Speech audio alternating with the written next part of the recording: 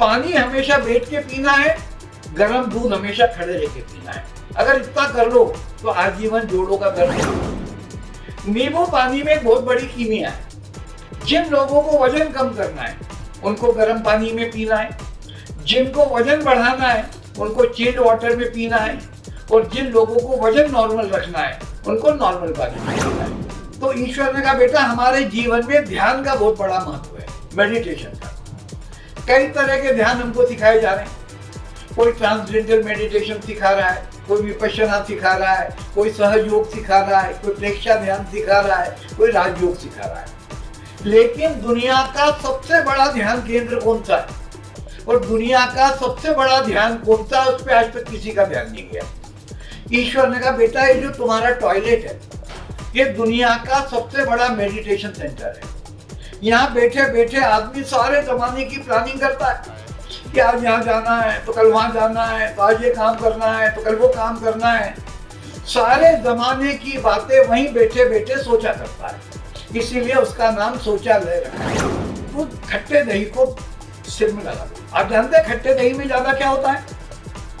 Bacteria ज्यादा होते हैं, और बैक्टीरिया ज्यादा होते हैं तो भूखे होते हैं, वो सारे डैंड्रफ को चढ़ जाएंगे।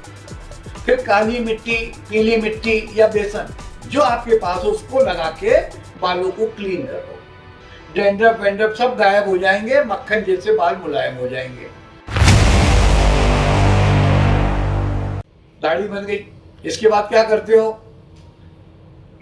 बीच में चाय पीते हैं उठने के बाद।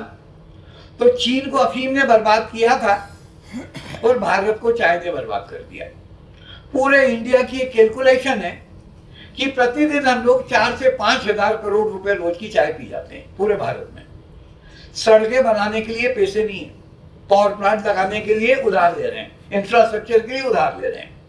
अभी आप लोगों से बात करो कि आप देश के लिए क्या कर सकते हो। देश के लिए हम जान दे दें? अरे भैया तेरे जान की जरूरत नहीं है, आप तो चाय पीना बंद कर दे। 30, 40, 50 रुपए रोज की चाय पी जाता है। 20 रुपया देश को दे देना, 30 रुपए तेरे पास रख लेना।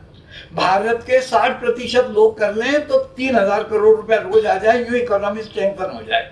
और चाय नहीं छूटती था, अभी तो तू जान छोड़ रहा था। तो चाय नहीं पिए तो क्या पिए? तो चाय का अल्टरनेटिव है तांबे के लोटे का पानी। एक तांबे का लोटा लो, रात भर उसमें पानी भरो, उसको लकड़ी के पटिए पे रखो। ये नहीं कहीं आपने जमीन पे रख दिया या लोहे की टेबल पे रख दिया, तो रात भर में जो इलेक्ट्रिकल चार्जिंग होगा वो शॉर्ट सर्किट होकर नीचे चला जाएगा। फिर हमारे शहरों में एक समस्या आती है, नलों में जो पानी आता है वो क्लोरीनेटेड होता है। और आप लोगों ने देखा होगा, जिनने तांबे के बर्तनों का उपयोग किया होगा, बर्तन अंदर से काले हो जाते हैं। ये Q+ क्लोराइड बनता है और ये जहरीला होता है। फिर लोग मितली आती बंद कर देते हैं। तो इस पानी को 24 घंटे मिट्टी के घड़े में भरो, दूसरे दिन तांबे के लोटे में भरो, तीसरे दिन मॉर्निंग में आपको भी कुचालक पर बैठकर पानी हमेशा बैठ के पीना है, गर्म दूध हमेशा खड़े रह के पीना है। अगर इतना कर लो तो आजीवन जोड़ों का दर्द नहीं होगा। फिर हम उल्टा करते हैं, एक ही ग्लास पानी बासी मुंह चबा चबा के पीना है। आप कलकत्ता चले जाओ, वहां बोलते जल खोबे, जल को खाइए और खाने को पीजिए। पानी की आदत ही होना चाहिए कि जब भी पानी मुंह में रहे, पानी मुंह में खूब चले। जितनी ज्यादा पानी में लार मिक्स होगी, पानी अमृत हो जाएगा। अब ये जो गटगट गटगट करके पानी पी जाते हो, ये जहर हो जाता है। एक मिसकंसेप्ट चला, खूब पानी पियो, खूब पानी पियो, खूब पानी पियो। वर्ल्ड की सारी डायलिसिस मशीनें बुक हो गई। मेरे को 1 लीटर पानी 3 दिन चलता है। मैं कहता हूं मूर्खों, पानी उस आदमी ने ज्यादा पीना चाहिए जिसका पसीना बहुत निकल रहा हो।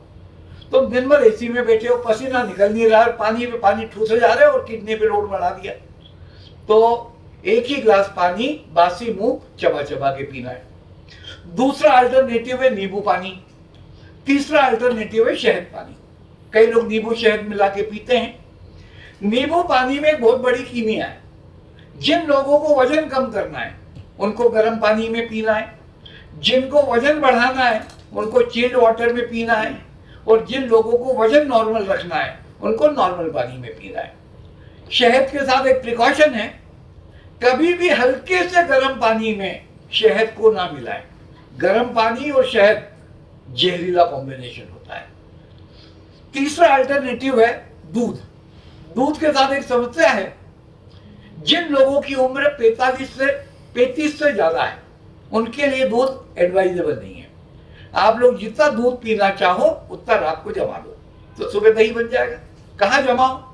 एक एक्सपेरिमेंट करें, आपके घर में 1 कटोरी दही मिट्टी के कुल्हड़ में जमाएं और 1 कटोरी दही क्रॉकरी या स्टील के बाउल में जमाएं। सुबह उठ के दोनों को टेस्ट करें।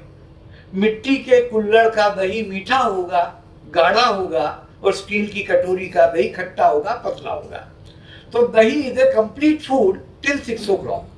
6 बजे तक दही अमृत है, सूर्यास्त के बाद दही जहर है। तो रात्रि में दही का सेवन ना करें। चाय हो गई, दाढ़ी बन गई, क्या करते हैं फिर इसके बाद हम लोग? बताएं? अरे टॉयलेट जाने का कोई सिस्टम नहीं है क्या? टॉयलेट जाते हैं। ये सारा ज्ञान हमें ईश्वर से मिला। तो ईश्वर ने कहा बेटा हमारे जीवन में ध्यान का बहुत बड़ा महत्व है, मेडिटेशन का। कई तरह के ध्यान हमको सिखाए जा रहे हैं। कोई ट्रांसडेंटल मेडिटेशन सिखा रहा है, कोई विपश्यना सिखा रहा है, कोई सहयोग सिखा रहा है, कोई प्रेक्षा ध्यान सिखा रहा है, कोई राजयोग सिखा रहा है। लेकिन दुनिया का सबसे बड़ा ध्यान केंद्र कौन सा है और दुनिया का सबसे बड़ा ध्यान कौन सा है, उस पर आज तक किसी का ध्यान नहीं गया। ईश्वर ने कहा बेटा ये जो तुम्हारा टॉयलेट है ये दुनिया का सबसे बड़ा मेडिटेशन सेंटर है। यहाँ बैठे बैठे आदमी सारे जमाने की प्लानिंग करता है कि आज यहाँ जाना है तो कल वहां जाना है, तो आज ये काम करना है तो कल वो काम करना है। सारे जमाने की बातें वहीं बैठे बैठे सोचा करता है, इसीलिए उसका नाम शौचालय रखा गया। वो रोज आरती करता है कि जो ध्यावे सो फल पावे। उसके सारे काम हो जाते हैं, बाउल क्लियर नहीं हो पाता है। और जब बाउल क्लियर नहीं होता है तो मन को बड़ा दुख होता है। और 4 लाइन में बहुत बड़ी फिलॉसफी है कि जो ध्यावे सो फल पावे, तो दुख बिन से मन का। जिस दिन आपका बाउल क्लियर नहीं होगा किसी काम में मन नहीं लगेगा। फिर वो डरकोलेक्स खाएगा, चूरन खाएगा, पानी जैसे पेट साफ हुआ ठीक हो गया। तो आपको ध्यान क्या लगाना है? ईश्वर ने कहा बेटा मैंने गीता में लिख रखा है कि जो स्त्री या पुरुष इंद्रियों को मन के द्वारा संचालित करेगा वो दुनिया का सर्वश्रेष्ठ स्त्री या पुरुष होगा। आप इंद्रियों को संचालित नहीं कर सकते, इंद्रियों का राजा है मन। वहां बैठ के फिर ऑटो सजेशन करें कि मेरा पेट साफ हो जाए, मेरा पेट साफ हो जाए, मेरा पेट साफ हो जाए, 9 बार आज्ञा दे दें। आपका पेट इतना बढ़िया साफ हो जाएगा। और जब पेट साफ होगा तो दुख बिन से मन का। तो फिर क्या होगा कि सुख संपत्ति घर आवे और कष्ट मिटे तन का। बाउल क्लियर है, किसी तरह की बीमारी नहीं होगी। देखिए हम लोग कर्म योगी हैं। मैं बता रहा था कि कर मतलब हाथ और म मतलब मन।